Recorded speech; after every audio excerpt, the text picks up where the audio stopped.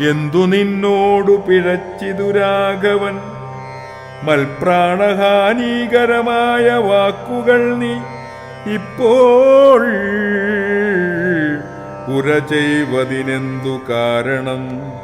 എന്നോടു രാമഗുണങ്ങളെ വർണ്ണിച്ചു മുന്നമെല്ലാം നീ പറഞ്ഞു കേൾപ്പുണ്ടു ഞാൻ.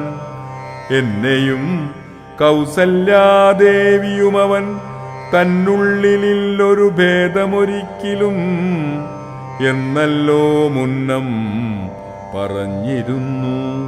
നിനക്കിന്നിതു തോന്നുവാനെന്തു കാരണം? നിന്നുടെ പുത്രനു രാജ്യം തരാമല്ലോ ധന്യശീലേ, രാമൻ പോകണമെന്നുണ്ടോ?